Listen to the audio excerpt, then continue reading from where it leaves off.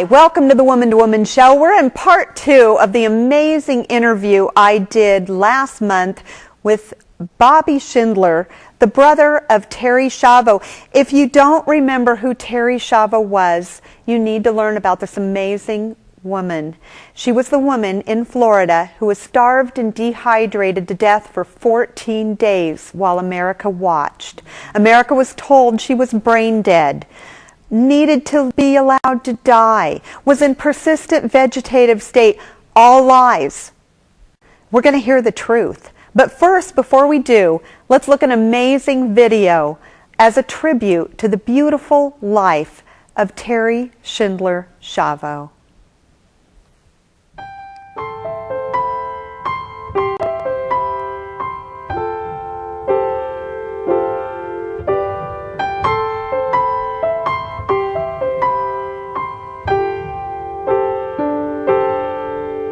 Do you think I'm beautiful still? Even now when I have never felt so broken, like a flower once in bloom, I have begun to wilt. Do you think I'm beautiful still?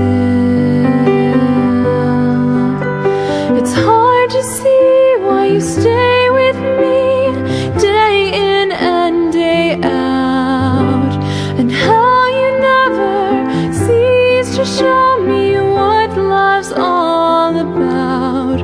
But I'm in awe because no matter what I do, you always will think I'm beautiful still.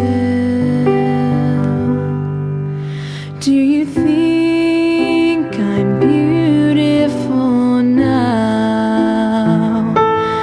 Even when you're carrying me, because I am too weak to walk, and I have lost control of everything somehow.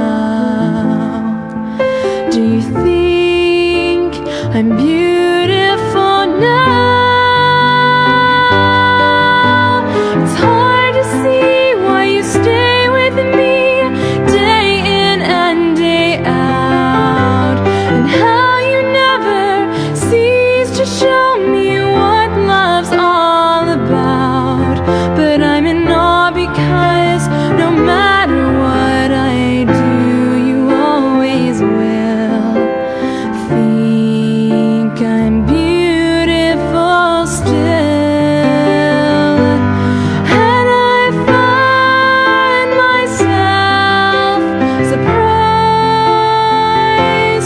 that you're still here by my side, for I can't begin to understand why you would love me at this time. I cannot see why you stay with me day in and day out, and how you never cease to show me what love's all about. But I'm in awe because no matter what I do, you always will think I'm beautiful still. Still. Please, senators, for the love of God, I'm begging you, don't let my daughter die of thirst.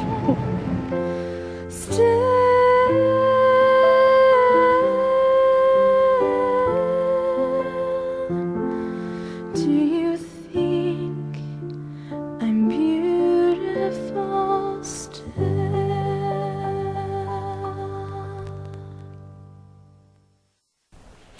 Isn't that an amazing tribute to her life? I know I never knew all of the facts, and I'm sure you didn't either. Last month, her brother Bobby was here in Portland at the All Life is Sacred conference at the Portland Expo Center. I got to talk to him in person, and he told us many details of Terry's life and tragic death.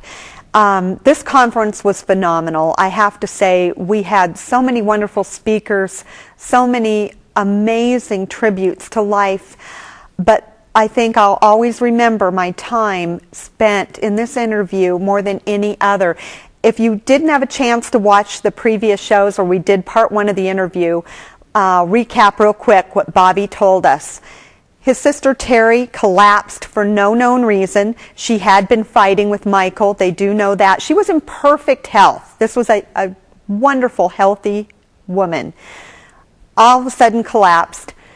She is in the hospital. He goes and gets a jury award for her care, $1.5 million. After the money gets deposited, everything changes. He no longer wants to give her rehabilitation and care. He fights to have her feeding tube removed. She was not hooked up to any machines. She was not hooked up to any special anything. She just needed help eating. And she could be brought here. She could go anywhere. She could go in a wheelchair. We see people all the time at the mall that are fed with a feeding tube. A baby is fed with a baby bottle. So anyway, what happens is all of a sudden there's huge conflict. The parents want to take Terry home and take care of her, but he's got a big problem. Michael did not allow that to happen. Michael wanted her dead. Her husband could inherit the $1.5 million jury award if she died. In the meantime, he's moved in a new girlfriend into his house and later has 2 children with them. Are you kidding me? I mean, this is conflict of interest if there ever was. The person that holds the keys to your life will benefit by over $1 million if you die. This is something that the world did not hear. Let's go back to the interview with Bobby. Patently lying, but omitting many of the facts of Terry's case, just not reporting them. And in some cases, downright lying about Terry's condition and what was going on. You can't help, really place a lot of blame on our mainstream media. There was a lot of media people that were helping. We had some good Christian media, some conservative talk show hosts, some of those in the secular media were very, very helpful. But I say, overall, the media, the portrayal of the media was bad. Well, I was going to ask you. You have worked so hard to get the message out and speak for your sister. You've gone on talk shows. You've gone around. You've talked to people. You've talked to the press. When you're in that situation and you're about to be interviewed by somebody that's not on your side, you're in the green room, you're down the hallway, have you ever felt like the light went on and they got it and you were able to change their heart that you didn't expect? Did anything surprise you ever out there? Well, I don't know if I can think of something specifically at this time. It might have happened afterwards, but there was one person in particular. His name was Glenn Beck. He's a national conservative talk show host. I think I know who you mean. Well, he was only in Tampa at the time, and he was on the other side of the issue. Really? And he was actually, when it first started making news, this was back in 2001, he started talking about, it was just in the Tampa, St. Pete area where we lived, and he was on the other side of the issue. And